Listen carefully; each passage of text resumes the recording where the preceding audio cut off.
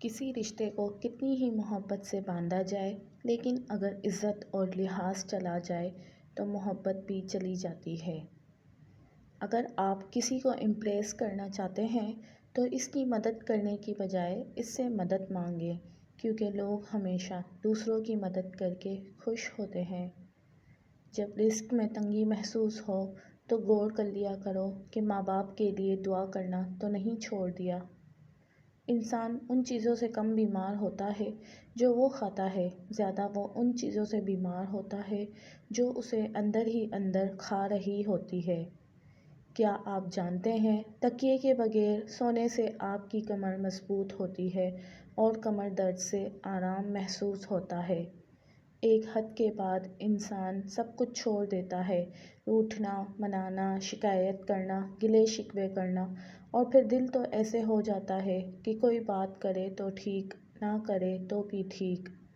جو لوگ بہت زیادہ ذہین ہوتے ہیں ان کا فیورٹ کلر بلیک ہوتا ہے۔ سوچ اچھی ہونی چاہیے، کیونکہ نظر کا علاج ممکن ہے لیکن نظریے کا نہیں۔ انسان بھی عجیب مزاج کا ہے، جو اس کی طبیعت کو سمجھے وہ اچھا لگتا ہے، جو اس کی نیت کو سمجھے وہ برا لگتا ہے۔ اچھا وقت آنے دو، یہ ہول سیل میں لگے سارے منافق ہم خریدیں گے۔ جس شخص پر بیٹیوں کی پرورش کا بوجھ آ پڑے وہ ان کے ساتھ حسن سلوک یعنی اچھا برتاؤ کرے تو یہ بیٹیاں اس کے لیے جہنم سے آڑ بن جائیں گی۔ بڑی عمر کی عورت سے شادی کرنے میں شرم محسوس نہ کرو، کیونکہ یہ سنت نبوی صلی اللہ علیہ وآلہ وسلم ہے۔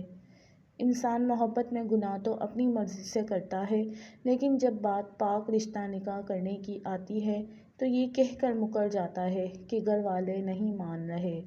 کوشش کریں کہ نسلی لوگوں سے تعلق رکھیں، یہ ناراض بھی ہو تو عزت اور کردار پر بات نہیں کرتے۔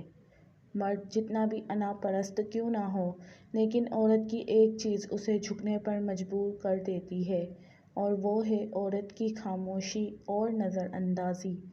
جس عورت کے سینے پر کہیں بھی دل کا نشان ہو وہ عورت صبر والی ہوتی ہے۔